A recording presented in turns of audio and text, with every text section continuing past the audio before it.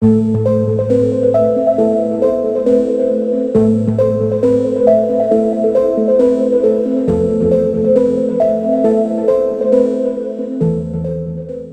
आप जानते हैं कि उज्बेकिस्तान में एक ऐसा शहर है जो 2500 सालों से आज भी आबाद है? या फिर ये कि यहाँ की एक मस्जिद की मीनारें कभी मंगोल आक्रमण से भी नहीं डगमगाईं? क्या आपने कभी सुना है कि इस देश की रेत के नीचे सोए हैं सोने से भी कीमती राज? उज्बेकिस्तान सिर्फ एक देश नहीं, ये इतिहास, रहस्य और विरासत का वो तहखाना है जिसकी चाबी आज भी दुनिया ढूंढ रही है। यहाँ की गलियों में गूंजती है सिल्क रोड की सदियों पुरानी हलचल, और यहाँ की हवाओं में आज भी जिंदा हैं तैमूर लंग, समरकंद और बुखारा की कहानियां। अगर आपको लगता है कि आपने दुनिया देख ली है, तो यकीन मानिए उज्बेकिस्तान अभी बाकी है, क्योंकि यहाँ हर ईंट, हर दरवाजा और हर मुस्कान एक अनसुनी दास्तान कहती है। क्या आप जानते हैं कि यहाँ की एक सिटी को अर्थ का सबसे पुराना जिंदा शहर कहा जाता है? या ये कि इस देश ने अपने झंडे में भी छुपा रखा है एक खुफिया संकेत। अगर नहीं जानते तो रुकिए मत, क्योंकि अब जो आप जानने वाले हैं वो आपके सोचने का नजरिया ही बदल देगा। Welcome to Uzbekistan, the land of secrets, stories and stunning surprises. क्या आप किसी ऐसे देश की कल्पना कर सकते हैं जहां जुए की एक चाल आपकी पूरी जिंदगी तबाह कर सकती है? जहां कैसीनो में कदम रखना मतलब सीधा कानून के शिकंजे में फंस जाना? और अगर बात करें समलैंगिकता की, तो हालात इतने सख्त हैं कि LGBTQ कम्युनिटी को खुलकर सांस लेना भी नसीब नहीं। जो पकड़ा गया, समझिए उसका जीना हर दिन एक सजा बन जाता है। लेकिन रुकिए, ये तो बस झलक है उस सच की जो उज्बेकिस्तान की चमकती सड़कों के पीछे छुपा है। क्योंकि यहाँ के कायदे कानून इतने अजीब हैं कि कई बार लगता है ये किसी दूसरी ही दुनिया का हिस्सा है। तो अगर आप जानना चाहते हैं कि वो कौन से अनोखे, चौंकाने वाले और कभी कभी डरावने सच हैं जो इस देश को बाकी दुनिया से बिल्कुल अलग बनाते हैं, तो ये वीडियो आपके लिए है। इसी तरह की और रहस्यमयी जानकारी प्राप्त करने के लिए हमारे चैनल ट्रू हिस्ट्री को आज ही सब्सक्राइब करें और बेल आइकॉन को प्रेस करें। करीब 4,49,000 वर्ग किलोमीटर में फैला उज्बेकिस्तान, जहां 3 करोड़ से ज्यादा लोग बसते हैं, एक ऐसा देश जिसे आम तौर पर एक इस्लामिक नेशन के तौर पर देखा जाता है। लेकिन क्या आप जानते हैं, इस मुल्क की मिट्टी में आज भी हिंदू देवी देवताओं के नाम की गूंज सुनाई देती है। जी हाँ, उज्बेकिस्तान के कुछ इलाकों में आज भी हिंदू मंदिर मौजूद हैं। और सबसे चौंकाने वाली बात यह है कि वहां पूजा करने सिर्फ हिंदू ही नहीं बल्कि मुस्लिम श्रद्धालु भी पहुंचते हैं। ये कोई नई बात नहीं है, बल्कि तब की है जब भारत और मध्य एशिया के बीच न सिर्फ व्यापार होता था बल्कि संस्कृति का भी गहरा आदान प्रदान हुआ करता था। समरकंद और बुखारा जैसे ऐतिहासिक शहरों में तो आज भी ऐसे निशान बचे हैं जहां भारतीय संस्कृति ने कभी गहराई से अपनी छाप छोड़ी थी। यहाँ हिंदू देवी देवताओं की पूजा एक सामान्य परंपरा मानी जाती थी, जो आज भी कुछ जगहों पर जिंदा है। हिंदू आबादी यहाँ बहुत कम है, लेकिन जो हैं वो अपनी परंपराओं को कभी पीछे नहीं छोड़ते। होली, दिवाली जैसे त्योहार यहाँ इतने रंग बिरंगे तरीके से मनाए जाते हैं कि उस दिन उज्बेकिस्तान एकदम किसी फेरी टेल जैसी दुनिया लगने लगता है। लेकिन दोस्तों, इस खूबसूरती और विरासत के पीछे एक दूसरा चेहरा भी है। वो चेहरा जिसे कम ही लोग जानते हैं और जिसे शायद जानकर आप भी चौंक जाएंगे। एक दौर था जब यहाँ की महिलाएं हिजाब के बिना घर से बाहर कदम भी नहीं रख सकती थीं। मनपसंद कपड़े पहनने की आजादी नहीं थी और अपनी शादी का फैसला भी खुद नहीं ले सकती थीं। हर लड़की की किस्मत उसके घर वालों के फैसलों में लिख दी जाती थी। वो कब, किससे और कैसे शादी करेगी, ये तय करता था परिवार। कभी एक दौर था जब उज्बेकिस्तान की महिलाएं घर की चारदीवारी से बाहर झांक भी नहीं सकती थीं। न बराबरी का हक, न काम करने की आजादी और न ही खुद के फैसले लेने का हौसला दिया जाता था।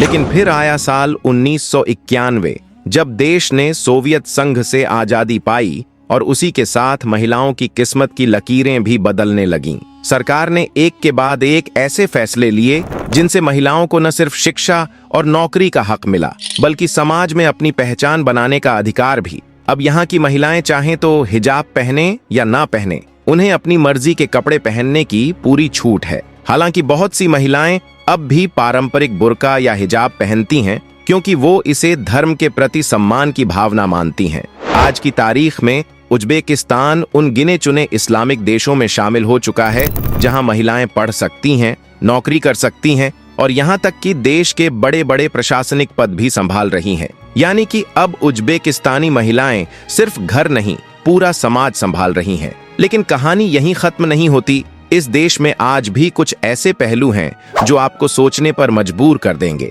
जैसे यहाँ के कुछ मर्द आज भी एक नहीं बल्कि दो दो या तीन तीन शादियां कर लेते हैं। हालांकि ये कानूनन अपराध है, फिर भी यह परंपरा समाज के कुछ हिस्सों में अब भी जिंदा है। और अगर आप समलैंगिक यानी LGBT समुदाय से ताल्लुक रखते हैं तो यहाँ आपकी राह और भी मुश्किल है, क्योंकि उज्बेकिस्तान में होमोसेक्सुअलिटी को आज भी कानूनी मान्यता नहीं दी गई है और इसके लिए सजा भी हो सकती है। अब सोचिए, अगर आपकी उम्र 20 साल है और आप सोच रहे हैं कि थोड़ी सी बियर या सिगरेट ट्राई की जाए, तो रुकिए, क्योंकि यहाँ नशे की किसी भी चीज, चाहे वो शराब हो या सिगरेट, पर सख्त रोक है। अगर कोई 20 साल का युवा शराब या सिगरेट के साथ पकड़ा गया तो जेल की हवा भी खानी पड़ सकती है। उज्बेकिस्तान में जुआ और कसीनो पर भी पूरी तरह से बैन है।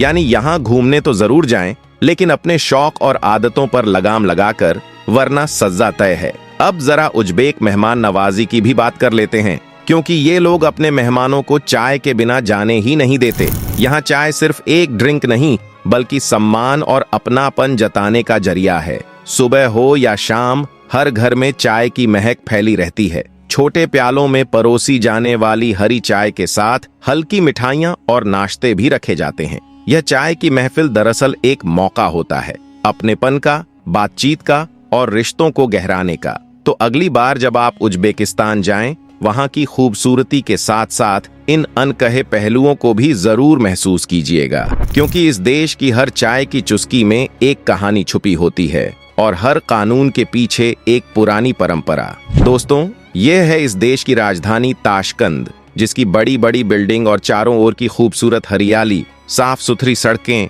और यहाँ का मेट्रो स्टेशन आपका दिल जीत लेगा, जो अपनी खूबसूरती के लिए जाना जाता है, जिसे 1977 में खोला गया था। और यह संगमरमर की छत और खूबसूरत झूमर से सजा हुआ है।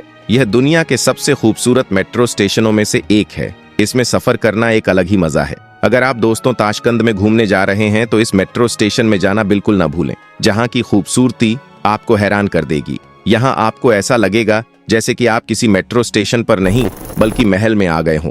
ये इस तरह से सजाया हुआ है जिसकी हर एक चीज आपको हैरान कर देगी। इसके अलावा दोस्तों, इस देश में लोग अपने त्योहारों को भी बड़े धूमधाम से मनाते हैं, जिसमें से एक है न्यू ईयर, जिसे इस देश के लोग नवरोज कहते हैं।